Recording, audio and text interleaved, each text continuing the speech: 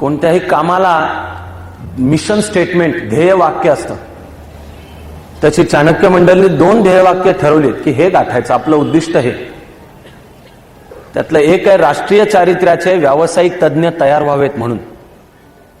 पण दुसरा आहे, त्याचा ह्या कथामालेशी संबंध आहे, ते आहे वैश्विकतेचं भान आणि कर्तृत्व असलेली युवा पिढी तयार व्हावी म्हणून. To develop youth with global consciousness and competence.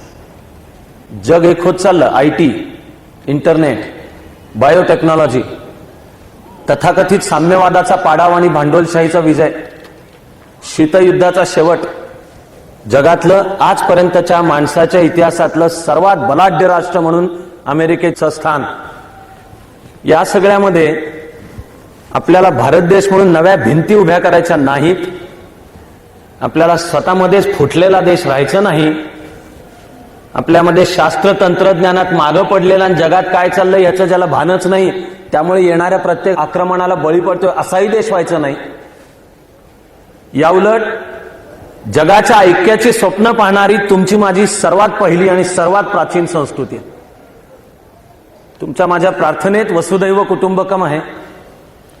गणपतीची आरती झाल्यानंतर आपण म्हणतो त्यात पृथिवी समुद्र पर्यंत आया हा एकराट इति, एक राष्ट्र ही ध्यास आहे हा.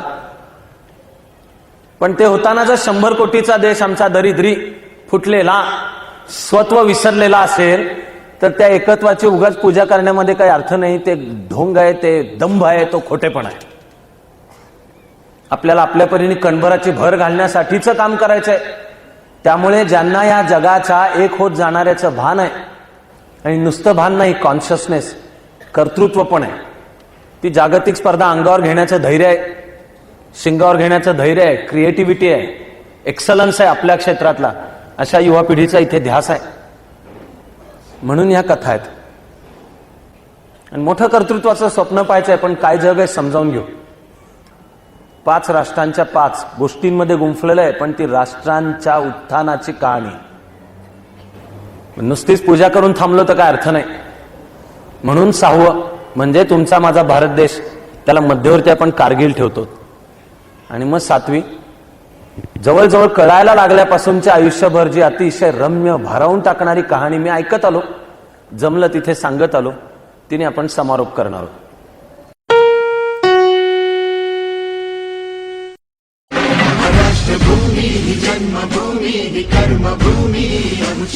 MBM टोरंटो योजित 4थे विश्व मराठी साहित्य संमेलन 3 ते 5 August living art centre Mississauga. Canadian Marathi इतिहास घडताना तुमची उपस्थिती. मराठीचे ठाई सकल विश्व एकरूप होय. संमेलन अध्यक्ष कविवर्य नाधव महानोर. नावाजलेले साहित्यिक, नामांकित सांस्कृतिक कार्यक्रम, दर्जेदार नाटक, संगीत, नृत्याविष्कार. स्वयंसेवकांना सहभागाचे आवाहन. रसिक श्रोत्यांना आग्रहाचे आमंत्रण. Early bird booking before May 31. www.vmsstoronto.com. Leena Devdhare 905-828-0822.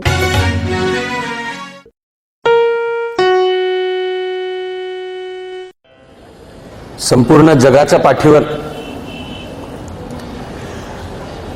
ईश्वराची सुद्धा स्त्री रूपात पूजा करणारे आपण एक संस्कृती आहोत. ईश्वराची स्त्री रूपात पूजा करणारे आपण बहुधा एकमेव संस्कृती असू. दुसऱ्या कोणालाही कमी न लेखता हे म्हणतोय की बाकी विचार, विचारधारा, धर्म यांच्या दृष्टीने ईश्वर नेहमी तो आहे, ही तो आहे. भारतीय विचारामध्ये ईश्वर ती आहे. ईश्वर शेवटी सत्याचं जे अंतिम स्वरूप आहे ते तत् म्हणजे ते, आणि ते तूच आहेस, आपणच आहोत, पण जाणून घ्यायचंय. पण तुमच्या माझ्याकरता ईश्वर जसा तो असतो तसा ईश्वर ती पण असते. ईश्वर हे शिव आणि पार्वतीचं अद्वैत असतं. जो शिव आहे तीच पार्वती आहे, जी पार्वती आहे तोच शिव आहे. तुमच्या माझ्यासाठी संपूर्ण विश्व निर्माण करणारी आई असते, ती जगत जननी असते, जगदंबा असते, विश्वजननी असते. तिच्या उदरातून हे विश्व निर्माण होत असतं. आणि ती ते विश्व गिळंकृत पण करत असते आणि नवीन नवीन विश्व निर्माण पण करत असते. ईश्वराची सत्याची आराधना स्त्री रूपातही करणारा तुमचा माझा देश, तुमची माझी संस्कृती. आपल्याकरता आपली ही मातृभूमी सुद्धा स्त्री आहे. आपल्यासाठी भारत माता असते. आपली आहे ती मातृभूमी आहे. जर्मन्स म्हणतात पितृभूमी. डॉइचलँड ही त्यांच्यासाठी पितृभूमी आहे. अमेरिकन्स ना तर त्यांनी त्यांच्या भूमीला काय म्हणायचा शब्द आत्ता आत्ता सापडायला लागलाय. 9/11 नंतर त्यांनी शोधलेला शब्द आहे होमलँड. होमलँड.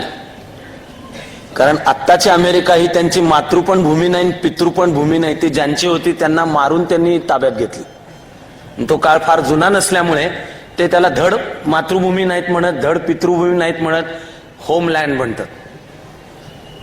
पण तुमच्या माझ्याकरता हा भारत देश ही आपली मायभूमी असते, भारत माता असते.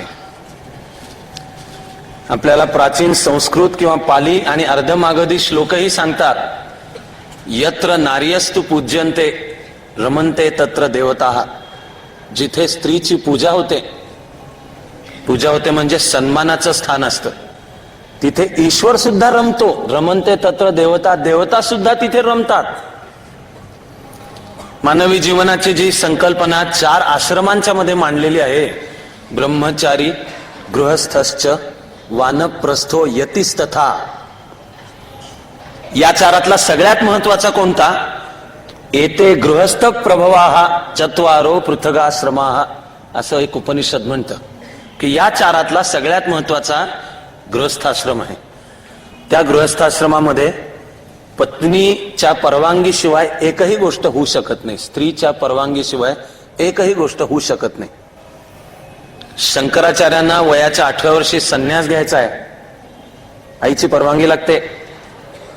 आईची परवानगी असल्याशिवाय मुलाला संन्यास घेता येत नाही. मग त्या पेरियार उर्फ पूर्णा नदीमध्ये एक दिवस मगरमास पाय पकडते आणि डुबणारा शंकराचार्य आपल्या आईला सांगतो की मला संन्यासाला परवानगी दिलीस तर मुक्तता होईल. रूपक कथा आहे. आणि आई विचार करते की नाहीतरी मुलगा हातचा जाणार, त्यापेक्षा संन्यास येऊ द्यात. एका विठ्ठलपंत कुलकर्णींनाही संन्यासाची ओढ होती, पण त्याने पत्नीची परवानगी नीट घेतली नव्हती. तो निघून गेला. त्याचे जे गुरु होते रामतीर्थ, त्यांना लक्षात आलं की आपल्या शिष्याचं लक्ष नाहीये. म्हणून त्यांनी विचारलं की तू पत्नीची परवानगी घेतली होती का? ती नव्हती घेतली. ते म्हणले गृहस्थाश्रमामध्ये परत जा. त्याची शिक्षा त्याच्या 4 मुलांनी सोसली. त्यांच्या पुण्याच्या बळावर आपण जगतो. ज्ञानेश्वरी, संत ज्ञानेश्वर. पण पत्नीचं स्थान, एकही यज्ञ हा पत्नीच्या उपस्थितीशिवाय पूर्ण होऊ शकत नाही. भले तो हाताला हात लावून मम म्हणणे असेल, पण ते स्त्रीचं स्थान. एका बाजूला विचारात हे सगळं, पण दुसऱ्या बाजूला व्यवहारात रोजचा पेपर उघडला तर त्या दिवशी जर घरात एखादी सून जाळून मारलेली नसेल, 2-5 स्त्रियांवर बलात्कार झालेले नसतील, त्या बलात्कार झालेल्या स्त्रियांमध्ये वय जेवढं लहान करता येईल तेवढा पराक्रम जास्ती. आणि आमचा वर्तमान काळातला पुरुषी पराक्रम कुठल्याही रस्त्यावरनं जाणाऱ्या स्त्रीविषयी फक्त आचकट विचकट बोलण्यामध्येच पराक्रम दाखवतो. ही विसंगती, ही तुमची माझी ठसठसती जखम आहे. खरं म्हणजे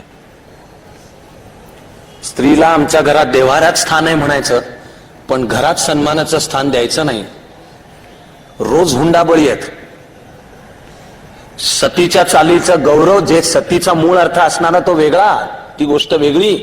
पण मग पुरुष कधी जातो का बाबा? पत्नीच्या प्रेमापोटी पुरुषांनी पण जाणून घेतलं, त्यांनी कसंही वागलेलं चालतंय. तुमच्या माझ्या स्वभावातली ही विसंगती आहे. जो समाज स्त्रीचा सन्मान करत नाही, जो समाज स्त्रीला बरोबरीचं समतापूर्ण स्थान देत नाही, त्याचा विकास होऊ शकत नाही. त्या समाजाचा विकास व्हायची लायकी नाही. हा नुसता नैतिक धडा नाहीये, व्यावहारिक आहे, अर्थशास्त्राचा धडा आहे. आम्ही साक्षरतेची चळवळ चालवत असताना म्हणालो की एका पुरुषाला साक्षर केला तर एक व्यक्ती साक्षर होते, पण एका स्त्रीला साक्षर केलं तर अख्खं कुटुंबाच्या कुटुंब साक्षर होतं. त्या भूकंप सुनामीच्या बातम्या ऐकत असू, अशी सुमारे 30 वर्षापूर्वी 1977 मध्ये आंध्र प्रदेशात वादळ आलं. कॉलेजच्या मी शेवटच्या वर्षाला होतो. त्यावेळी आम्ही हातातलं सगळं बाजूला ठेवून तिथे पोचलो. काही महिने थांबून मदत कार्य केलं. पहिल्यांदा प्रेत उपसण्याचं काम संपल्यानंतर गावं पुन्हा वसवण्याचं काम आम्ही सुरू केलं. त्यावेळेला गावांची बैठक घेतली आणि विचारलं तुम्हाला काय हवंय. गावातले सरसकट सगळे पुरुष सांगत असत रस्ता करा, विजेचे खांब पडले ते उभे करा. गावातल्या सरसकट सगळ्या स्त्रिया दोनच गोष्टी सांगत असत.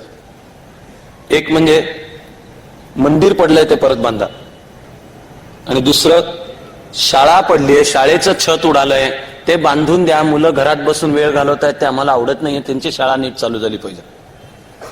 अर्थशास्त्र सांगतं की ज्या समाज व्यवस्थेचा लोकसंख्येचा रेशो, सेक्स रेशो, स्त्री पुरुष प्रमाण पॉझिटिव्ह आहे, 1000 पुरुषांमागे 1000 पेक्षा जास्ती स्त्रिया, ते समाज विकसित समाज आहेत. समाजाचा विकास होणे आणि हे स्त्रीचं समतापूर्ण स्थान याचा बरोबरीने संबंध आहे. आता अर्थशास्त्रज्ञ सांगतात की दारिद्र्य निर्मूलन योजना वगैरे हाती घ्यायच्या असल्या तर पैसा स्त्रीच्या हातात द्या. का दुर्दैवाने पुरुषाच्या हातात दिला तर तो बहुधा तो दारूमध्ये उडवेल, व्यसनामध्ये उडवेल, जुगार खेळण्यामध्ये उडवेल, घरी झोकांड्या खातील आणि तरी पत्नीला मारहाण करून तिच्या गळ्यातलं मंगळसूत्र पण तोडेल. व्यवहाराचा सुद्धा अर्थ आहे. आणि मी रोजच्या जगण्यामध्ये जेव्हा अनुभवतो, पाहतो की आम्हाला सारे स्त्रीशी कसा वाग. मैत्री असू शकते, स्त्री बहीण असू शकते, आई असू शकते, मैत्रीण असू शकते, प्रेयसी असू शकते, पत्नी असू शकते, पण आम्ही सगळ्या स्त्रियांना जे बनवतो त्याचा मी तोंडाने शब्दाने उच्चार नाही करणार. आम्हाला जर एक विकसित समाज, एक समृद्ध समाज व्हायचा असेल तर ही योग्यता मिळवायला लागेल. तेव्हा वेद, उपनिषद, पुराणांच्या मधली पूजा आणि ते संस्कृतीतलं स्त्रीचं स्थान आणि भारत माता, पण त्या भारत मातेला आम्ही रोज आचकट विचकट वागवतो. ईश्वर स्त्रीच्या रूपात, पण आम्हाला पाहायला मिळतो तो बलात्काराच्या रूपामध्ये, हुंडाबळीच्या रूपामध्ये, घरामध्ये छळाला कंटाळून स्त्रीने आत्महत्या केली या रूपामध्ये. तो दिवस तो नुसता समतेचा नाही. माझं तर म्हणणं आहे नैतिक तत्व तर सोडाच. अरे स्त्रीला समतापूर्ण, मैत्रीपूर्ण समाजात स्थान असल्याने जीवन जास्ती आनंदी होणार आहे, जास्ती समृद्ध होणार आहे. हेही न कळण्या इतके आम्ही स्वतःचे शत्रू झाल्यासारखे वागतो. म्हणून मला वाटलं की 19 वर्षाच्या एका तरुण मुलीची कहाणी ऐकावी, ती मनामध्ये ठेवत ही आपली जी प्रार्थना, जे शीर्षक ठरवलंय आपण कथामालेचं, ते त्यासाठी कुठलं नवं वैभव. 19 वर्षाची तरुण मुलगी, ती सुद्धा फ्रेंच, म्हणजे एकदम फार मोहरून जाऊ नका. इतिहासामध्ये नोंद आहे की जोन ऑफ आर्क सशरीर दिसायला फार सुंदर नव्हती, उंच होती, तिचा बांधा उलट तगडा होता. पण जोन ऑफ आर्कचं सौंदर्य तुम्हाला मला ज्या दिवशी कळायला लागेल त्या दिवशी माणसाच्या जीवनातलं खरं सौंदर्य कळणं चालू होईल. ते जोपर्यंत नुसतं शरीरावर आहे, जोपर्यंत नुसतं आचकट विचकट आहे, तोपर्यंत खरं मन, बुद्धी आणि आत्म्याचं सौंदर्य दिसणं पण चालू होत नाही. 19 वर्षाची जोन ऑफ आर्क, फ्रान्स मधली एक तरुण मुलगी, खेडेगावात वाढली. मग म्हणाली ईश्वराने मला साक्षात्कार देणं चालू केलंय. आणि संत मायकेल, संत कॅथरीन, संत मार्गारेट हे मला सूचना देतात, पुढे काय करते, संदेश देतात. त्यांच्या सूचनांनुसार मला फ्रान्सच्या स्वातंत्र्याचा लढा लढायचा आहे. तो लढली. 100 वर्षाचं एक युद्ध आहे. या 100 वर्षातली 91 वर्ष फ्रान्स हरत होता सतत. गलितगात्र झाला होता, त्याला बळ दिलं. 91 वर्षाचा 3-3.5 पिढ्यांचा पराभव पुसून काढला. हे सगळं तिने 2 वर्षात केलं. खरं म्हणजे एकच. त्याचं तिला बक्षीस काय मिळालं? कैद. राजाकडनं फसवणूक. राजा म्हणला तू पुढे हो, मी सैन्य पाठवतो. राजाने सैन्य पाठवलंच नाही.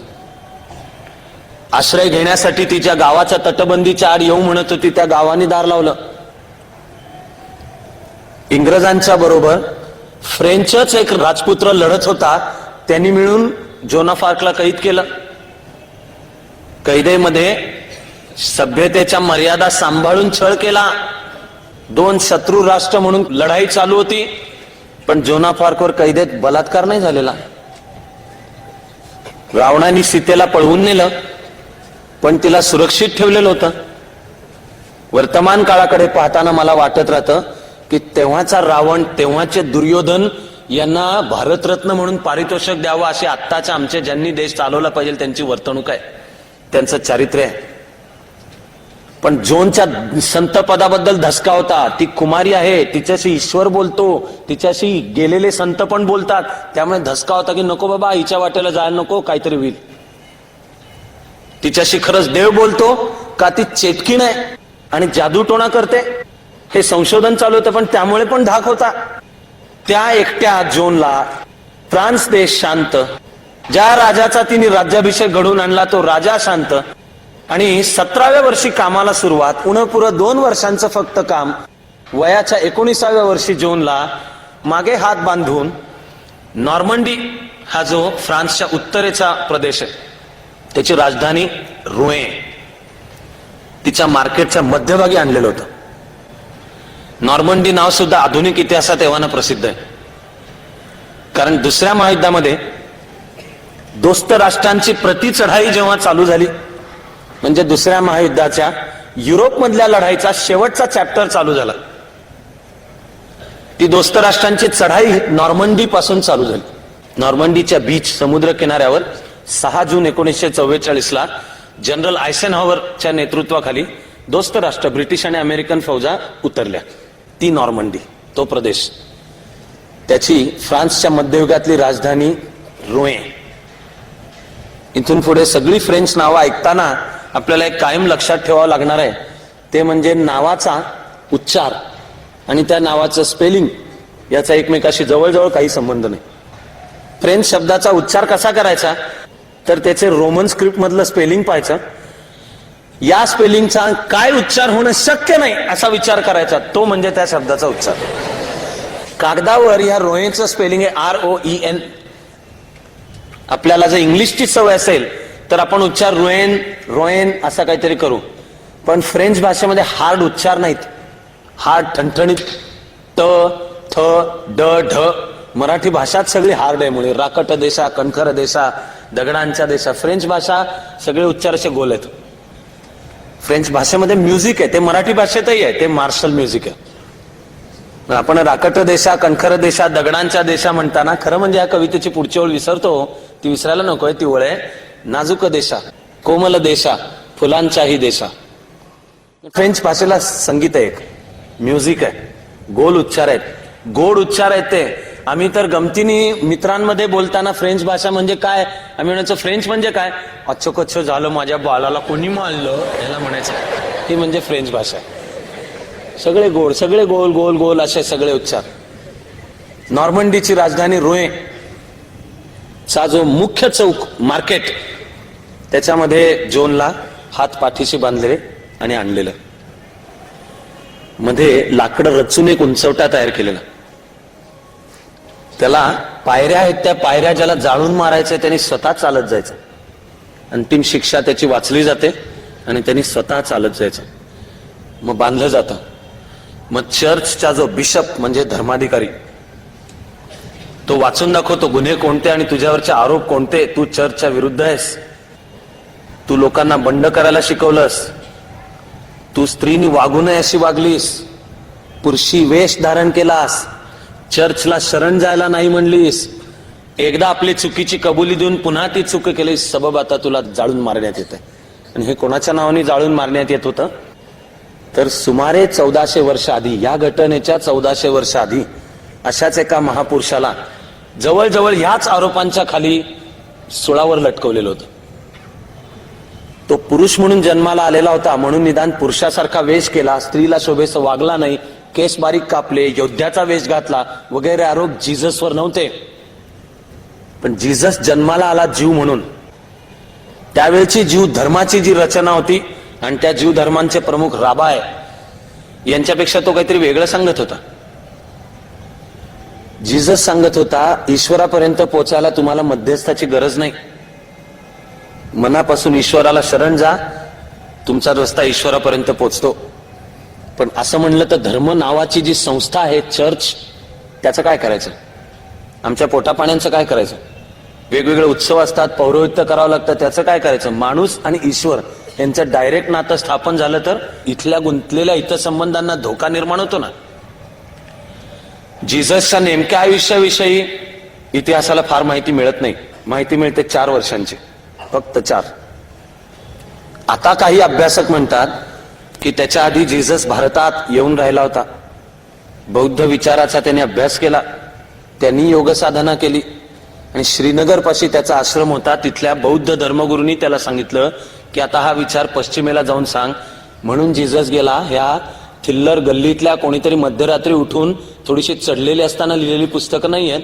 पाश्चिमात्य ख्रिश्चन धर्मावर श्रद्धा असणाऱ्या, ख्रिश्चन धर्मातला सुद्धा अधिक कर्मठ, अधिक श्रद्धाळू जो वर्ग आहे तो म्हणजे कॅथलिक, अशांनी लिहिलेली ही पुस्तक आहे. ते काही असो, जीससने हा विचार सांगितला. तो त्यावेळचे जे धर्मगुरू होते त्यांना पटला नाही. त्यांनी जाऊन रोमन राज्यकर्त्यांना सांगितलं याला सोळावर लटकवा, याला पकडा. त्याला पकडलं. रोमन राज्यकर्त्याची इच्छा नव्हती त्याला सोळावर चढवण्याची, पण हे धर्मगुरू मागे लागलेले होते. सोळावर का चढवा? तो धर्म बुडवतो, तो धर्माच्या विरुद्ध आहे. लोकांना तो सत्य डायरेक्ट सांगतो.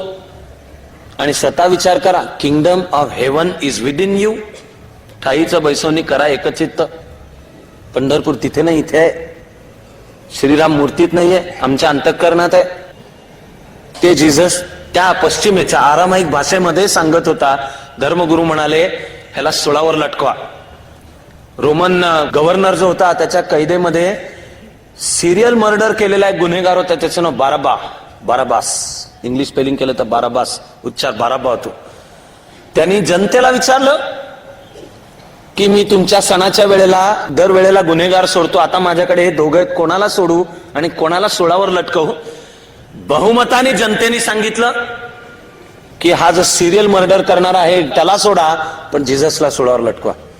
मला मानवाच्या इतिहासातलं एक अद्वितीय वाक्य वाटतं की सोळावर जातानाही जीसस म्हणतोय, oh God forgive them for they know not what they do.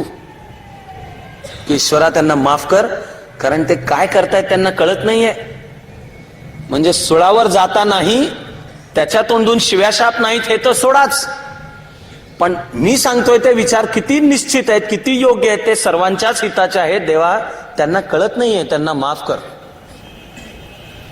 तो जीसस सुळावर गेला. त्याचे जे मुख्य 12 शिष्य होते, सेंट पॉल आणि त्याच्या नेतृत्वाखालचे, त्यांनी धर्म संस्था, चर्च निर्माण केली. पुढच्या 250-300 वर्षांच्या मध्ये बायबल मधल्या न्यू टेस्टामेंटच्या कहाण्या गोळा झाल्या, जीससच्या कहाण्या गोळा झाल्या, न्यू टेस्टामेंटची रचना झाली. पहिली जवळजवळ 300 वर्ष ख्रिश्चन हा एक पंथ मानला गेला, ज्युईश धर्माचा एक बंडखोर पंथ, ज्यावर ज्यू धर्माचे जे होते ते अत्याचार करत होते, राज्यकर्त्यांचा वापर करत होते. राज्यकर्ते मूर्ती पूजक होते, पागन होते. ख्रिश्चन ईश्वर निर्गुण निराकार आहे, त्या ईश्वराला आकार नाही. पण रोमन राज्यकर्ते हे वेगवेगळ्या आकारांच्या मधला ईश्वर मानत होते. त्यांचा तो ग्रीक परंपरेतनं आलेला धर्म होता, म्हणून त्यांचं ख्रिश्चॅनिटीशी शत्रुत्व होतं. 2 टर्निंग पॉइंट आले 150 वर्षांच्या अंतराने.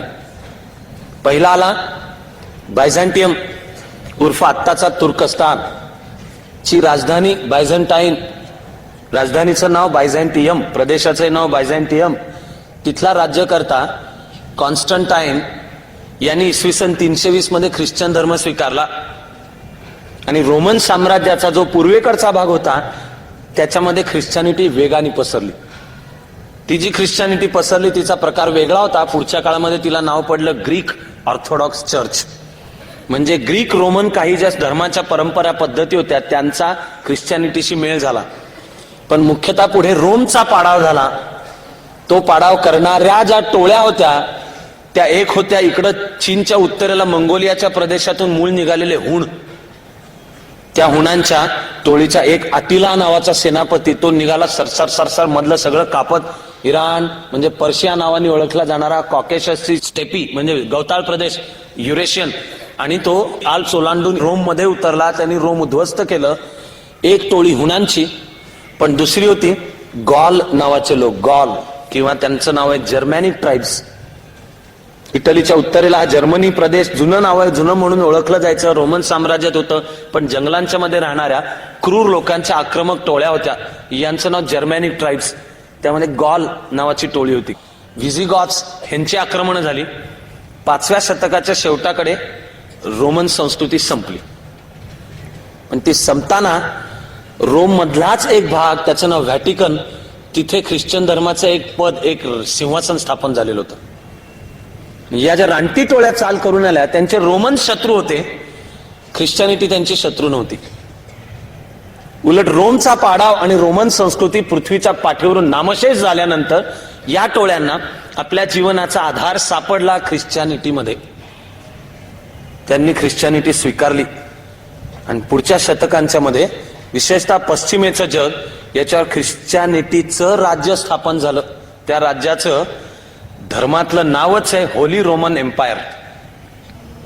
की ते जुनं जे रोमन होतं ते गेलं, पण त्याच्या जागी आता होली, कारण ते ईश्वराचं आहे. हे राज्य ईश्वराचं आहे. ईश्वराच्या वतीने सर्वोच्च पिता म्हणजे पोप व्हॅटिकन मध्ये राहून राज्यकारभार चालवतो. ज्या ज्या प्रदेशांच्या मध्ये ख्रिश्चनिटीचा प्रसार झाला त्या त्या प्रदेशांचा एक सर्वोच्च अधिकारी ठरला, त्याचं नाव आर्च बिशप. अशा काही आर्च बिशपच्या कामांचं नियंत्रण करत अशा आर्च बिशपच्या एक पायरीवर म्हणजे कार्डिनल, म्हणजे पोपच्या एक पायरी खाली म्हणजे कार्डिनल, त्याच्या एक पायरी खाली म्हणजे विविध प्रदेशांच्यातल्या ख्रिश्चनिटीचे प्रमुख म्हणजे आर्च बिशप, आणि मग असे चर्च, त्या प्रत्येक चर्चचा एक प्रमुख म्हणजे तो बिशप. धर्माची ही जी व्यवस्था होती तिची मानवी जीवनावर जबरदस्त पकड आली. इतकी पकड आली की एखाद्या राजाला राज्य पदावर बसायचं असलं तरी त्याला पोपची परवानगी पाहिजे, पोपचं पत्र पाहिजे. तो युरोपच्या कोणत्याही भागात असो, त्याला जर राज्यपदावर, राजे आपसात भांडू शकतील, मारामारी करू शकतील, लढाया करू शकतील, पण त्या राजाला जर राज्यपदावर बसायचं असेल तर त्याचा अर्ज व्हॅटिकनला जायचा. पोपनी परवानगी दिल्यानंतर उत्तर यायचं. राजांचे राज्याभिषेकाचे जे समारंभ व्हायचे त्या समारंभात सुद्धा पोप असा वर बसलेला असायचा. राजांनी समोरून चालत यायचं, पोपच्या समोर गुडघ्यावर बसायचं आणि विनंती करायची की मला राज्यपद दे, आणि मग डोक्यावर असा छोटासा एक सोन्याचा मुकुट पोपनी ठेवायचा, मग तो राजा होणार. हे 7व्या-8व्या शतकामध्ये रोमन साम्राज्याच्या पाडावानंतर युरोपला ज्यांनी पहिल्यांदा एकत्र केलं तो राजा शाल्मेनचा राज्याभिषेक पोपच्या हस्ते झाला. आणि तिथून परंपराच रूढ झाली की राजाला जर राज्याभिषेक करून घ्यायचा असेल तर पोपची परवानगी पाहिजे. असं होली रोमन एम्पायर. आणि राजांनी सुद्धा जो राज्यकारभार चालवायचा तो धर्मसंस्थेच्या वतीने चालवायचा. धर्माची जी ही व्यवस्था होती याला समानांतर एक सामाजिक आणि आर्थिक व्यवस्था सुद्धा या मध्ययुगामध्ये युरोपमध्ये निर्माण झाली. ती धर्माच्या व्यवस्थेला समानांतर होती. ती जी सामाजिक आणि आर्थिक व्यवस्था होती तिच्या शीर्षस्थानी होता राजा, त्याच्या एक पायरी खाली होते त्याचे विविध सरदार, त्यांना ड्यूक किंवा अर्ल म्हटलं जायचं. बेरन म्हणजे सरदार, नाईट्स, त्यांच्या हाताखाली छोट्या छोट्या प्रदेशांचे छोटे छोटे सरदार, त्यांच्या हाताखाली सैन्य, सगळ्यात खाली शेतकरी आणि सर्फ म्हणजे गुलाम. अशी पिरॅमिड स्ट्रक्चर समाजाची उभी राहिली. आणि या राज्य व्यवस्था, समाज व्यवस्था, अर्थव्यवस्थेवर धर्माची पकड, हे सगळं चित्र फ्रान्समध्ये सुद्धा स्थापन झालं. किंवा फ्रान्स नावाचं काही शिल्लकच नव्हतं. या फ्रान्समधले जे गॉल लोक तेच खाडी ओलांडून ब्रिटनमध्ये गेलेले होते, त्यांनी तिथे राज्य स्थापन केली आणि मग त्यांच्या आपसात लढाया चालत असत. फ्रान्स नावाचा प्रकारच नव्हता, होतं राज्य होती. नॉर्मंडीचं राज्य होतं, बेडफोर्डचं राज्यपद होतं, इंग्लंडचं राज्यपद होतं, स्कॉटलंड होतं, वेल्स होतं, आयर्लंड होतं, वगैरे वगैरे. फ्रान्समध्ये सुद्धा वेगवेगळी राज्य होती.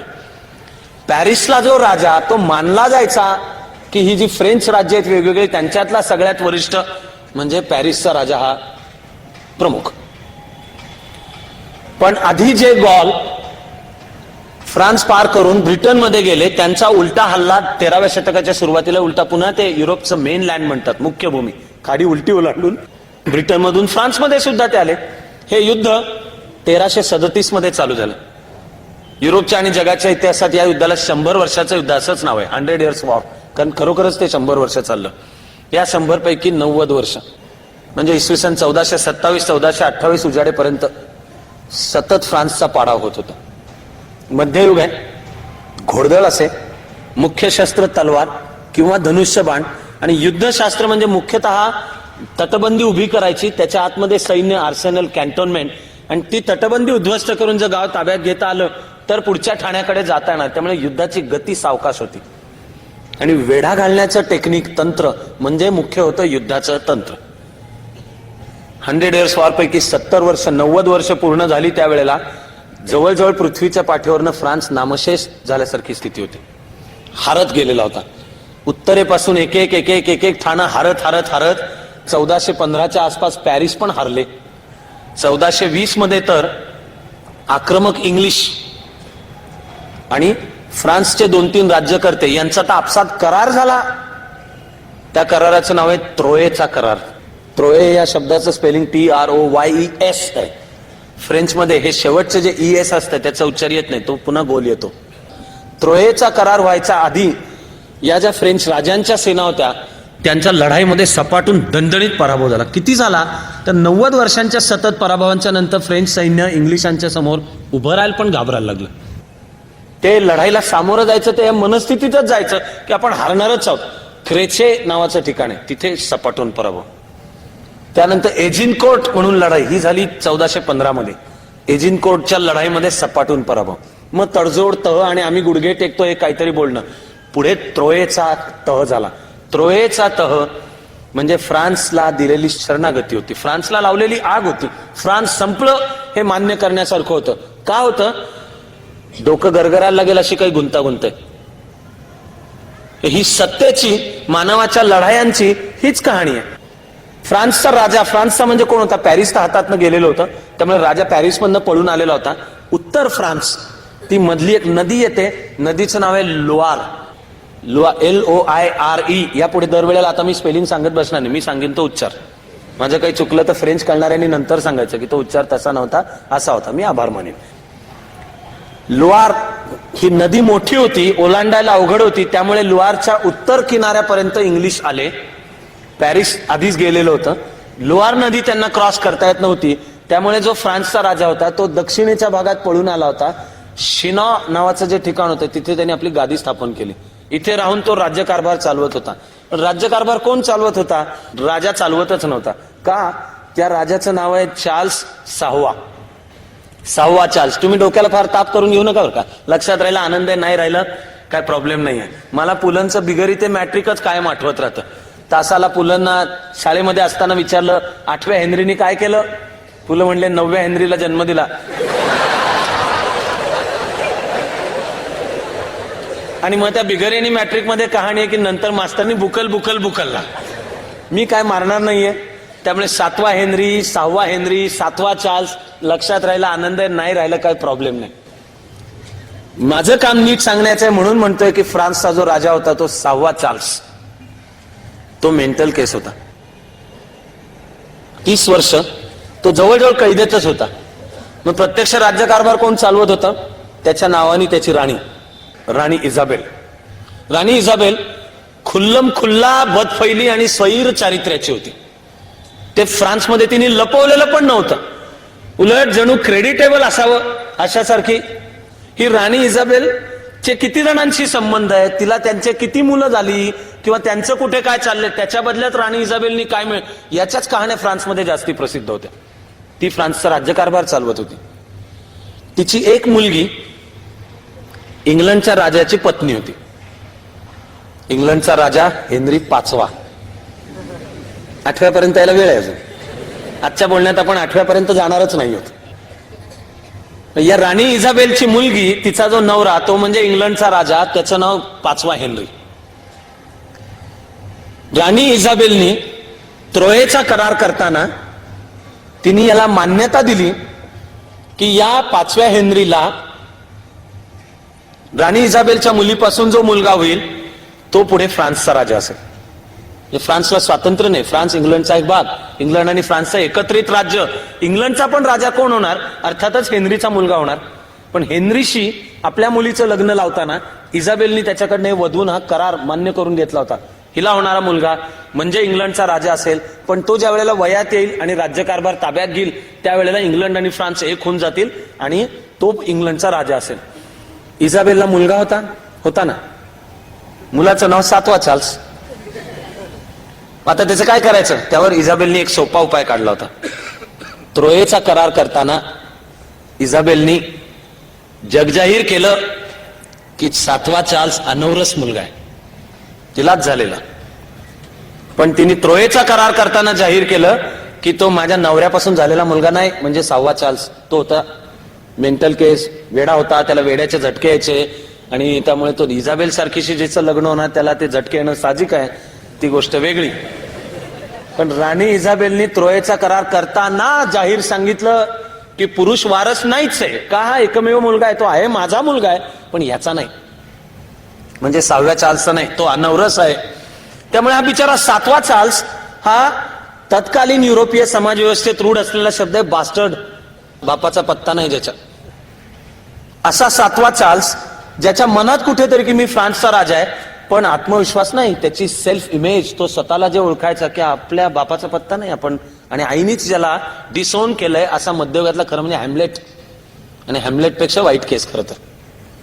त्यामुळे तो मनाने खचलेलाच असायचा, निराश असायचा, भरीतभर म्हणजे तो बेंगरूळ होता, दिसायला बावळटच होता, त्याचा चेहरा खप्पड होता, याचं मोठं नाक होतं, कार्टूनचा विषय चांगला होऊ शकेल असेच आहे, म्हणजे त्याला कशाचाच आत्मविश्वास नव्हता.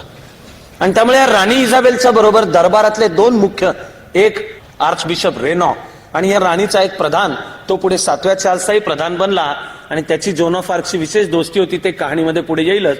त्याच्यामुळे ल त्रेमुआ, मी सांगितलं होतं स्पेलिंग तुम्हाला सांगणार नाहीये, पण एकदा शेवटच्यांदा गंमत सांगतोय. म्हणजे या त्रेमुआ या शब्दाचा स्पेलिंग चा शेवट जो आहे तो LLES नी होतो. ज्या स्पेलिंग मध्ये LLES आहे त्याचा आ कसा काय होतो, एलचं काय झालं, एसचं काय झालं, तर एलचं काय झालं, एसचं काय झालं, आ, असं आ कुठे गेलं, आ. फ्रान्सचं जे राष्ट्रगीत आहे ते आजतागायत राष्ट्रगीत आहे, राष्ट्रगीताचं शीर्षक आहे मार्से. मार्से ह्या बंदराचं नाव आपल्याला माहिती पाहिजे. मार्सेचं नाव ज्यांना माहिती नसेल त्यांनी एकतर सावरकरांच्या चरित्राचा पटकन अभ्यास तरी करायचा, किंवा आमची चाणक्य मंडल मधली भाषा आहे ती म्हणजे लकडी पुलावर वेटिंग लिस्ट लावायची, म्हणजे उडी मारायला लकडी पुलावरनं. कारण सावरकर जे सुटले 1910 साली, फेब्रुवारी होता महिना 1910 सालचा, ते मार्सेच्या बंदरामध्ये. ते जर स्पेलिंग बघायला गेलं तर स्पेलिंगचा इंग्लिश उच्चार होतो मार्सेलिस, पण मार्सेलिस नाही आहे, ते मार्से. आणि मार्से हे फ्रेंच राज्यक्रांती जेव्हा 1789 मध्ये झाली तेव्हाच राष्ट्रगीत, ते आजतागायत फ्रान्सचं राष्ट्रगीत आहे. LLES आलं की त्याचं गोल होतं, होतं. तसं हा जो प्रधान होता त्याचं नाव ल त्रमुआ. हा स्वार्थी होता, पैशाने मजबूत होता, आणि त्याला माहिती होतं की राजाचं नरड पकडून ठेवायचं असेल तर ह्या राजाला नाना तऱ्हांचे नाद लावा, त्याला हवं ते पुरवा, बाई, बाटली, व्यसन, मोह, आणि राजाला सांगत राहा तू कष्ट करायची गरज नाही, मी करतो ना सगळं तुझ्याकरता. राजसत्तेच्या भोवती कायम हे असणे, आणि राजसत्ताच बदफैली किंवा राजसत्तेला बदफैली करायला त्याचे प्रतिनिधी मध्यस्थ, त्यांना अधिक सभ्य शब्द तो माईकवरनं वापरायचा नसतो, तो नंतर भेटलात तर सांगतो. हे राजसत्तेचं वैशिष्ट्य, राजसत्तेचा स्वभावशील, चारित्र्याला विरोधी सत्तेचा जणू असावा. पण हा राजा 7वा चार्ल्स मुळात निराशच जगत होता, ज्याला आईनीच त्याच्या नकारलेलं, धिक्कारलेलं आणि जाहीर केलेलं अनवरस आहे. त्यामुळे त्याला काय करायचं राज्यकारभार, तो शिनॉला राहून आईश करत होता. त्याचं कशाकडे त्याचं राज्यकारभार नाही, त्याचं कुठल्याच गोष्टीकडे त्याचं लक्ष नव्हतं. फ्रान्सची स्थिती खाल कुत्र खाणार नाही इतकी वाईट झालेली होती, आणि ही राणी इजाबेल कारभार चालवत होती. 7व्या चार्ल्सचा विवाह झालेला होता, त्याची सासू ही सिसिली नावाच्या बेटाची राणी होती. सासूचं नाव योलांदे, क्वीन योलांदे. ती एक हुशार स्त्री होती, जाणकार होती. आणि आता फ्रान्सचा हा 7व्या चार्ल्सशी लग्न झालंय आणि नवरा काय कर्तृत्वान नाहीये, मुलगी तरी आपली बदलेल त्याला अशी तिची आशा होती. ती पुढच्या काही वर्षांमध्ये ती गेली. क्रमाक्रमाने ही जी राणी योलांदे, तिने ठरवलं की आपल्याला लक्ष घालायला हवंय. राणी योलांदेच्या कानावर बातमी जाऊन पोहोचली की तिकडे दक्षिण फ्रान्समध्ये कोणतं तरी गाव आहे, गावाचं नाव दोरेमी. ह्या दोरेमीतली एक तरुण मुलगी आहे 16 वर्षाची, आणि लोक म्हणतात तिला देव दर्शन देतो. क्रमाक्रमाने लोकांच्या मध्ये जणू पसरलेलं आहे की संत हिच्याशी बोलतात, ही देवाची भक्त आहे, व्हर्जिन ऑफ दोरेमी, दोरेमीची कुमारी, असंच तिचं नाव होतं. हे ह्या राणी योलांदेच्या कानापर्यंत पोहोचलं. ती कुमारी म्हणजे जोन. जोनचा जन्म दक्षिण फ्रान्स मधलं दोरेमी नावाचं गाव, त्या गावामध्ये. वडील आणि आई, हे मध्ययुगातलं कोणतंही कुटुंब असत असं, वडील शेतकरी, गरीब बिचारे, आई सगळा घर संसार, चूल आणि मूल सांभाळणारी. जोनला बहिणी होते, भाऊ होते, गावामध्ये जोन एक खेळकर मुलगी म्हणून प्रसिद्ध होती. 12-13 वर्षाची ती व्हायला लागली त्यावेळेला तिला पहिले पहिले भास व्हायला लागले की आपल्याला काहीतरी ऐकू येत आहे. जोनचं निसर्गावर प्रेम, जोनचं ईश्वरावर प्रेम, चर्चवर प्रेम, जीससवर प्रेम. जोन अतिशय नियमितपणे चर्चमध्ये जायचे. कॅथलिक आणि एकूणच ख्रिश्चॅनिटीमध्ये कन्फेशन नावाची एक अतिशय महान संकल्पना आहे. कन्फेशन म्हणजे प्रामाणिकपणाने जाऊन कबूल करणे की माझ्या हातनं अमुक अमुक घडलं, चूक घडली, गुन्हा घडला. या मूळ संकल्पनेच्या भोवती एक रिच्युअल, एक कर्मकांड निर्माण केलंय. का? बहुधा माणूस म्हणून तुमचा माझा स्वभाव आहे की आम्हाला नुसता विचार सांगितलेलं पटत नाही, तो विचार व्यवहारात कसा आणायचा याला कृती सांगावी लागते. की पाणी हे असं उचल आणि अर्पण कर म्हणजे ते सूर्याला पोचेल. खरं म्हणजे माहित असतं की ते सूर्याला नाही पोचणार आहे, पण अर्घ्य देतानाची मनाची भूमिका आहे की माझा हा अहंकार मी अर्पण करतोय, इदम न मम, हे ईश्वराला अर्पण केलं आणि एका शांत मोकळ्या चित्ताने आता कामाला लागायचंय. आधुनिक मानसशास्त्रज्ञ म्हणतील की ही जवळजवळ मानसशास्त्रीय संकल्पना आहे. आधुनिक मानसशास्त्रीय जो शब्द वापरतील तो शब्द आहे कॅथार्सिस. म्हणजे आपण मनात खूप गोष्टी ठेवतो, कुढत राहतो, त्या मनात साठत राहतात. त्या जर शांत योग्य पद्धतीने व्यक्त केल्या नाहीत तर माणसाच्या व्यक्तिमत्वामध्ये विकृती निर्माण होतात, डिस्टॉर्शन्स, परवर्जन. त्यापेक्षा बाबा रे व्यक्त कर. फ्रॉइड पासून जे सगळं मानसशास्त्र झालं त्यांनी मुळे ऐकण्याची कला, आर्ट ऑफ लिस्निंग ही अशी परफेक्शनच्या टोकाला नेली. मानसशास्त्रज्ञाचं काम काय की व्हॅल्यू जजमेंट न देता, म्हणजे हे चांगलं हे वाईट, तू हे वागलास हे बरोबर हे चूक, असं काही न करता शांत चित्ताने ऐकून घे. माणसाला हे हवं असतं. पूर्ण बिनचूक माणूस एकही नाही. तुमच्या समोर उभा राहून माईकवर मी बोलतोय, मला जर कोणी विचारलं की तू फार परफेक्ट आहे का रे बाबा, माझा हात जोडून प्रामाणिक उत्तर आहे की नाही. प्रामाणिकपणा माणूस एवढीच बाळगू शकतो की आपल्यातल्या मर्यादांचं भान असणे, हातून उद्या 4 चुका झाल्या तर त्या मान्य करणे आणि त्याची कबुली द्यायला कमीपणा न समजणे. कळलं की माझं अमुक अमुक चुकलं, पण मी मनापासून कबूल करतो चुकलं and get on with life, पुढे सरका. त्या चुकांवर जर अहंकार, काम, क्रोध, लोभ, मोह, मद, मत्सर आवरण घालत बसलो तर माझा विकास खुंटणार आहे. मग तो अहंकार आहे, तो खऱ्या विकासाला आडवा आहे. ख्रिश्चॅनिटीनी संकल्पना निर्माण केली कन्फेशन.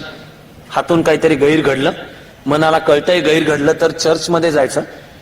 जिथे क्रॉस असायचा त्याच्या साईडला लाकडी जाळी करून अशी खोली केलेली असायची. त्या खोलीचे 2 भाग.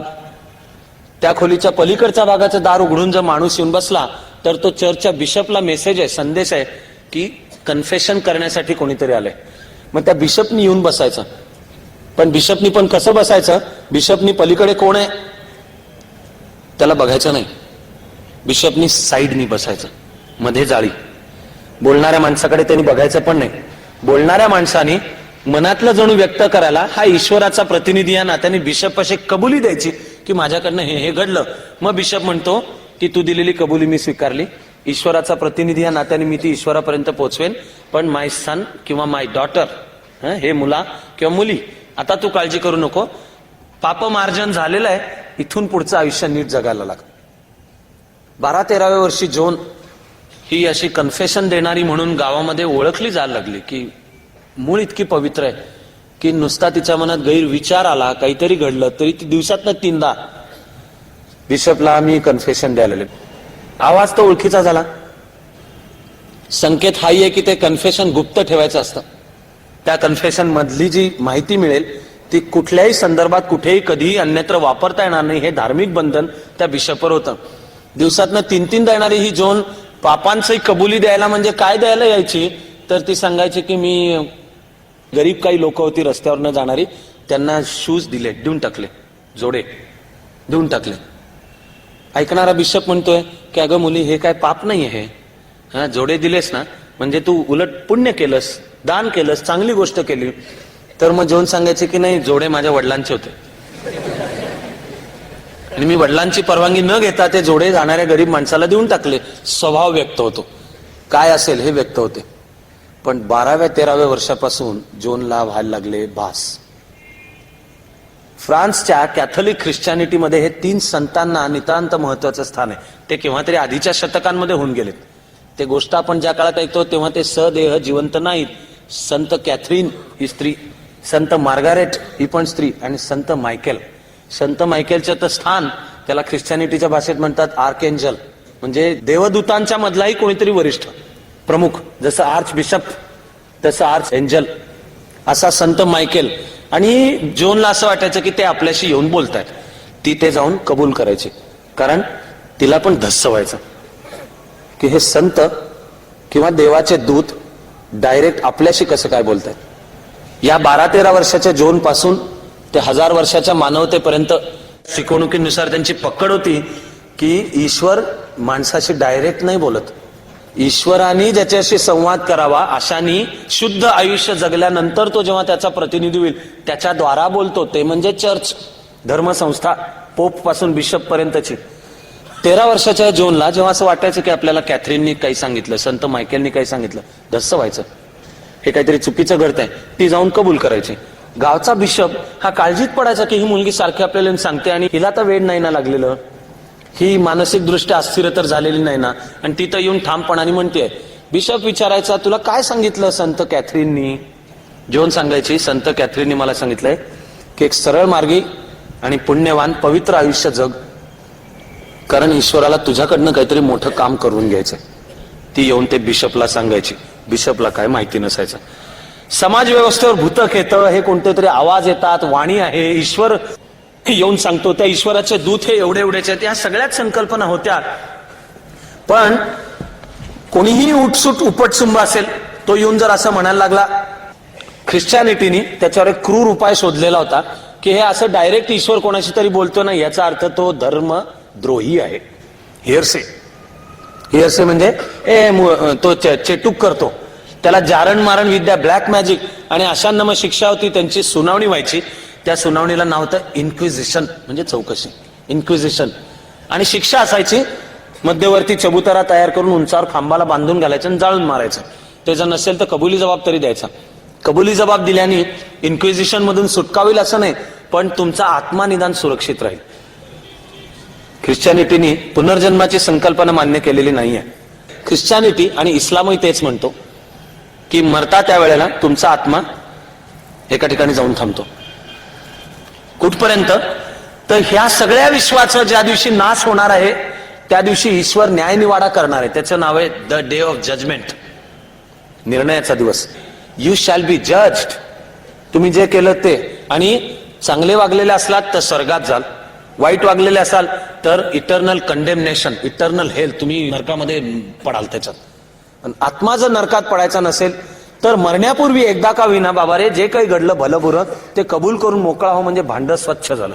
आता ईश्वरी कृपेला ग्रेस असा फार छान शब्द आहे त्याला, ईश्वराची कृपा, ग्रेस, याला तू तयार झालास तर मरताना तरी ठेवू नको. ख्रिश्चॅनिटीमध्ये सर्व कॅथलिक ख्रिश्चॅनिटीत संकेत आहे की निदान मरताना बिशपला जवळ बोलवा, जे काही आपल्याकडनं घडलं भलं बुरं, त्यातलं विशेषतः बुरं, चुकलेलं, कॉन्शियस, मनाच्या जाणीवेच्या पातळीला माहितीये की आपण वागलोय चूक, ते कबूल करून मोकळा हो. म्हणजे तो जो दिवस आहे when you shall be judged, तुमचा निवाडा केला जाईल, त्या दिवशी ईश्वर म्हणेल की ठीक आहे, याला जी मानवाचा देह दिलेली जी संधी होती त्याचं त्यांनी सोनं केलं, आता त्याचं ईश्वराच्या जवळ जाणे वगैरे. ईश्वराशी एकरूप होणे हे ख्रिश्चॅनिटीला मंजूर नाही. ख्रिश्चॅनिटी ईश्वर आणि ईश्वराचे बाकीचे सगळे आविष्कार यांच्यामध्ये एक शाश्वत द्वैतच मानतं. माणूसच ईश्वराशी एकरूप होतो. इंतहा यह है के बंदे को खुदा, भक्त हा ईश्वरच आहे, ही भारतीय संकल्पना आहे, ही भक्ती संप्रदायाची अद्वैताची संकल्पना आहे. ख्रिश्चॅनिटी, इस्लाम मध्ये ईश्वर आहे, तो निर्गुण निराकार आहे, तो व्यक्त होतो पण आपल्याला कळत नाही. त्याच्याशी एकरूप होण्याची भाषा हा तर सर्वात मोठा धर्मद्रोह आहे. ती जाऊन जोन हे सांगायची बिशपला. बिशप काळजीत पडायचा, लहान मुलगी आहे, सोडून द्यायचा. हळूहळू जोनचं सांगणं वाढत गेलं, हे काहीतरी वेगळं आहे म्हणून जोननी ते आपल्या आई वडिलांपासून लपवून ठेवलं होतं. जोननी भावा बहिणीला सांगितलं हे घडतंय, गावच्या बिशपला सांगितलं. गावामध्ये जोनच्या बरोबरीचे म्हणावे तसे 2 मित्र होते खेळगडी. एकाचं नाव पलादे आणि दुसऱ्याचं नाव नोएल रेगुसॉ. जोन ही जसं सांगत गेली तस तसं गावामधलं हे पसरत गेलं की जोनच्या सांगण्याने काहीतरी होतं. एखादा गुंड वाईट वागणारा समोर आला आणि तिला हे 14-15 वर्षाच्या जोननी सांगितलं की अरे हे चांगलं नाही, तू नीट हो, की एका रात्रीमध्ये त्याच्यामध्ये बदल व्हायचा. आसपासच्या पंचक्रोशीमध्ये जोन बद्दलच्या कहाण्या पसरत चालल्या. जोन जशी 16 वर्षाची झाली तसं तिने सांगणं चालू केलं की ईश्वराने मला सांगितलेलं आहे फ्रान्स मुक्त करायचं आहे, इंग्लिशांच्या ताब्यातून फ्रान्स मुक्त करायचं आहे आणि त्यासाठी मला राजाला जाऊन भेटलंच पाहिजे. तो राजा म्हणजे 7वा चार्ल्स बेंगरूळ, मोठ्या नाकाचा, आत्मविश्वास नसलेला, ज्याची स्वतःची आई म्हणली होती की हा अनौरसच म्हणजे बास्टर्ड आहे, पण त्या शिनॉला मला त्याला जाऊन भेटायचंय. एक ही 16 वर्षाची पोरगी, हिला कुठं राजाच्या दरबारामध्ये स्थान मिळणार आहे. त्यामुळे तिने मनात घेतलं होतं की शेजारचा दोरेमी गावाच्या शेजारचा जो एक मुख्य सरदार, ज्या सरदाराला शिनॉमध्ये राजाच्या दरबारात स्थान होतं, ते जे छोटस राज्य, छोटं संस्थान म्हणावं असं, ते संस्थान आहे वोकेयूचं संस्थान. तिचा जो संस्थानिक किंवा सरदार होता त्याचं नाव आहे रोबेर दी बोरिको. आणि जोननी आई वडिलांना नाही सांगितलं, पण हा पलादे, नोएल रेगुसॉ आणि एक तिसरा थोडा वयाने मोठा, 2च वर्षांनी मोठा होता, तो पुढे जोनचा सहकारी बनला, लेखनिक बनला. पुढे जोनवर कोर्टामध्ये खटला झाला, त्याच्या वेळेला जोनच्या बरोबर होता, त्याचं नाव आहे दी कोए. या तिघांना सांगितलं तुम्ही जाऊन त्या वोकेयूचा सरदार रोबेर दी बोरिको याला जाऊन भेटा, त्याला सांगा की ही गावामधली मेड मुलगी किंवा व्हर्जिन ऑफ दोरेमीची कुमारी तुझी वेळ मागते. जोनच्या काही कहाण्या त्याच्याही कानापर्यंत पोहोचल्या होत्या. संत दर्शन देतात, बोलतात, देव सांगतो. तो सरदार बिचकला का? तो योद्धा होता, पण धर्माच्या संकल्पनांची पकड त्याच्याही मनावर होती. त्याला कळेना झालं की ह्या मुलीला भेटावं का नाही भेटावं. आणि ती जर चेटकीन निघाली, विच चेटकीन, की सैतान रूप बदलून तिच्या तोंडून बोलतोय आणि दाखवतोय की जणू देव बोलतोय, तर माझा पण आत्माही धोक्यात, पद पण धोक्यात सरदाराचं. पण न भेटावं तर जर खरंच ईश्वराने तिला सांगितलेलं असेल आणि मी भेटायला नाही म्हणलो तर म्हणजे इकडे आड तिकडे वीर, अशी त्याची स्थिती झाली. अशामध्ये खूप काळ गेला. जोन 17 वर्षाची जशी झाली तशी तिचं त्वरा करणं, घाई करणं, सांगणं की उशीर होतोय हे वाढत चाललं. जोननी आपल्या तिघा सहकार्यानं सांगणं चालू केलं की ईश्वराने मला 2च वर्ष दिली, उशीर होत चाललेला आहे आणि राजाला सांग तू फ्रान्सचा राजा होणार आहेस, पण मला काम करू देत. ही घाई, ही त्वरा वोकेयूच्या सरदारापर्यंत पोहोचली. मग त्या सरदाराने जोनला वेळ दिली भेटायला. वोकेयूला जाऊन जोन भेटली. या सरदाराने त्याच्या माहितीतले, त्याचा ज्यांच्यावर विश्वास होता असे काही बिशप त्यांच्यावर काम सोपवलं की तुम्ही या मुलीची काय आवश्यक ती सगळी माहिती काढा, तपासणी करा, तुमचं मत सांगा की ही म्हणते देव माझ्याशी बोलतो, तर तुमच्या मते हिच्याशी देव बोलतो का बोलतोय तो सैतान आहे, ही चेटकी नाही, ही हडळ आहे का हा ईश्वराचा संदेश तिच्यापाशी येतोय. पण गावामधली एक मुलगी, ती अशिक्षित होती, शब्द येत नव्हते तिला, अंगठेबहाद्दर. समाजाची संकल्पना की देवानी बोलायचं असेल तर देवाचे प्रतिनिधी म्हणजे चर्च, त्याची जी उतरंड आहे चर्चची, त्याच्याशी बोल. एकदम गावामधली एक 16 वर्षाची निरक्षर मुलगी, तिला येऊन देव सांगतो, ही कल्पनाच त्यावेळच्या समाजव्यवस्थेला हादरवणारी होती. वोकेयूच्या सरदारांनी सांगितलं आपल्या बिशपना की तुम्ही तपासणी करून सांगा. त्या बिशपनी काय त्यांना आवश्यक ती तपासणी केली. जोननी वोकेयूच्या सरदाराकडनं शब्द घेतला होता की तुझ्या तपासण्यांच्या मध्ये जर मी शुद्ध आहे, नीट आहे असं दिसलं तर मला तू पाठिंबा देशील का नाही आणि मग माझी रवानगी शिनॉला राजाच्या दरबारात करशील का नाही. सरदारांनी शब्द दिला होता की या बिशपवर माझा विश्वास आहे, या अमुक बिशपनी जर तुला सांगितलं, क्लिअरन्स दिला, तर मी तुला बरोबर माझं सैन्य देईन, माझं पत्र देईन, आमचे सैनिक तुला शिनॉमध्ये घेऊन जातील, ते सांगतील की राजाला हिला भेटू द्या. बिशपनी तपासण्या केल्या. जे काही बिशपला वाटलं ते त्या बिशपनी क्लिअरन्स दिला. वोकेयूचा सरदार रोबेर दी बोरिको याची खात्री पटली की काय काळजी करण्याचं आपण कारण नाहीये, हे जोन हिच्याशी ईश्वर बोलतोय असं दिसतंय आणि आपल्याकडचं काम आहे तिला राजापर्यंत नेऊन पोहोचव.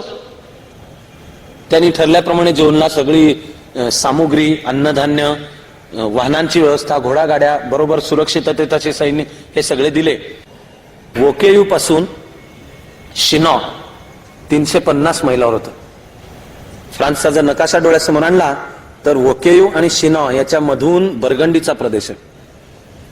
बर्गंडीचा जो राज्यकर्ता म्हणजे ड्यूक ऑफ बर्गंडी इंग्रजांना सामील होता.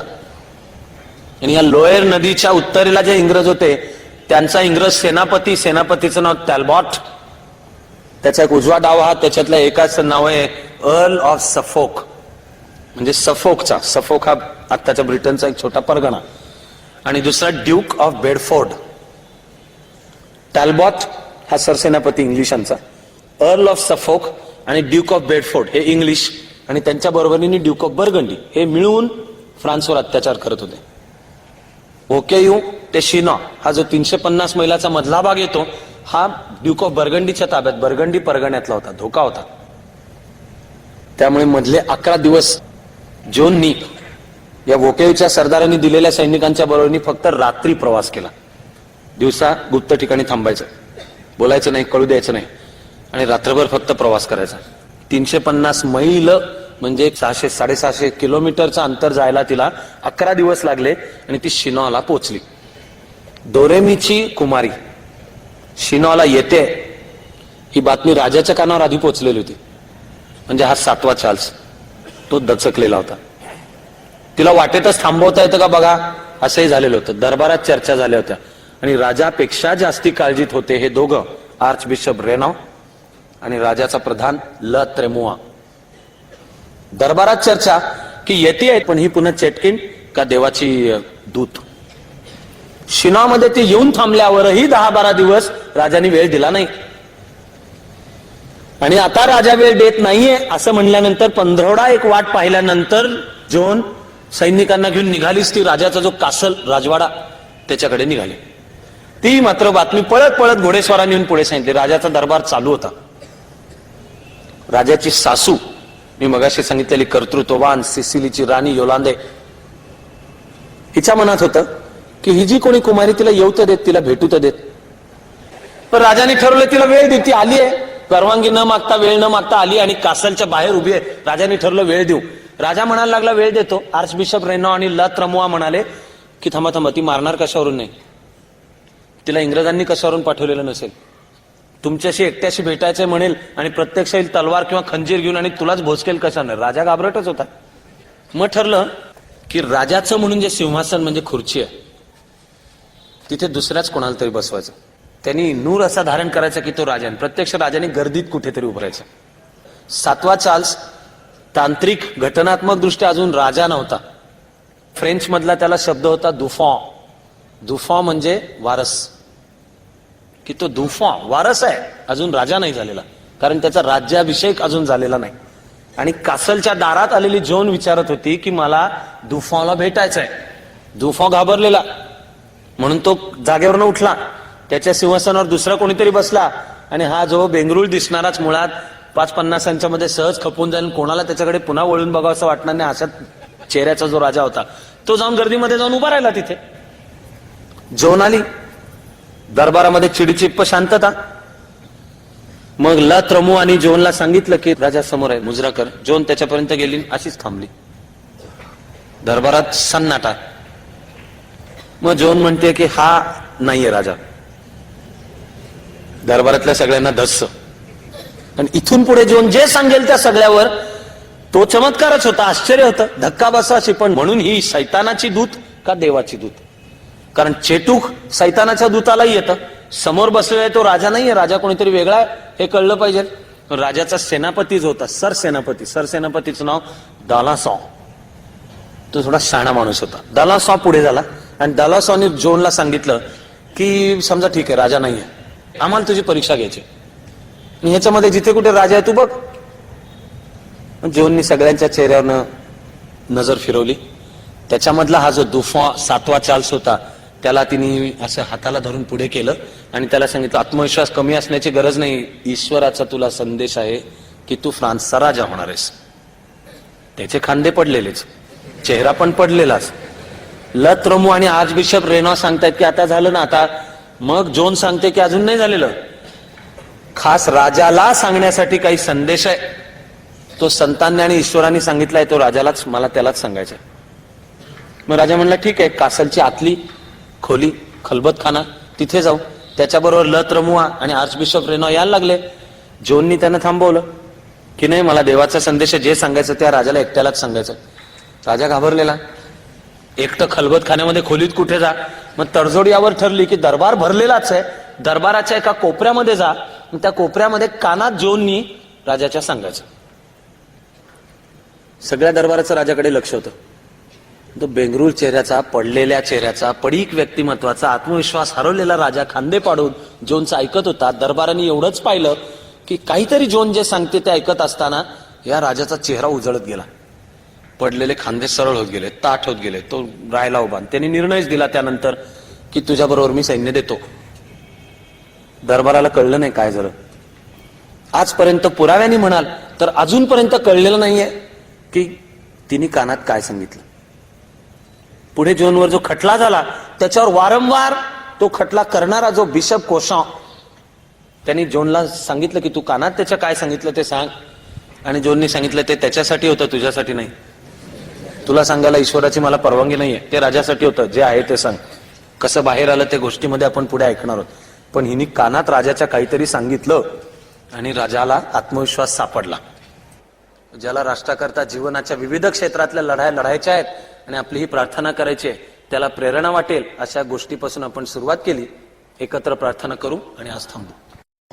नव्या वैभवाचीच स्वप्ने सजावी, नव्या वैभवाचीच स्वप्ने सजावी. मनी हास्य लेऊन मुक्ती जगावी, मनी हास्य लेऊन मुक्ती जगावी. हवी फक्त उन्मुक्त निर्माण शक्ती, हवी फक्त उन्मुक्त निर्माण शक्ती. नवी ध्येय आसक्त प्रल्हाद भक्ती, नवी ध्येय आसक्त प्रल्हाद भक्ती. हवी फक्त उन्मुक्त निर्माण शक्ती, हवी फक्त उन्मुक्त निर्माण शक्ती. नवी ध्येय आसक्त प्रल्हाद भक्ती, नवी ध्येय आसक्त प्रल्हाद भक्ती. अहंता गळावी अभंगास म्हणता, अहंता गळावी अभंगास म्हणता. तपस्येत तल्लीन आतून होता, तपस्येत तल्लीन आतून होता. प्रतिभे समस्तीत आकार यावे, प्रतिभे समस्तीत आकार यावे. पुरी उत्तमाचेच ओंकार गावे, पुरी उत्तमाचेच ओंकार गावे. हवी फक्त उन्मुक्त निर्माण शक्ती, हवी फक्त उन्मुक्त निर्माण शक्ती. नवी ध्येय आसक्त प्रल्हाद भक्ती, नवी ध्येय आसक्त प्रल्हाद भक्ती. जरी एक अश्रू पुसायास आला, जरी एक अश्रू पुसायास आला. तरी जन्म काहीच कामास आला, तरी जन्म काहीच कामास आला. जरी अश्रू विस्फोट होऊन सजला, जरी अश्रू विस्फोट होऊन सजला. तरी मुक्त ज्वालामुखी जन्म झाला, तरी मुक्त ज्वालामुखी जन्म झाला. हवी फक्त उन्मुक्त निर्माण शक्ती, हवी फक्त उन्मुक्त निर्माण शक्ती. नवी ध्येय आसक्त प्रल्हाद भक्ती, नवी ध्येय आसक्त प्रल्हाद भक्ती. नवी ध्येय आसक्त प्रल्हाद भक्ती, नवी ध्येय आसक्त प्रल्हाद भक्ती. नवी ध्येय आसक्त प्रल्हाद भक्ती. नवी ध्येय आसक्त प्रल्हाद भक्ती.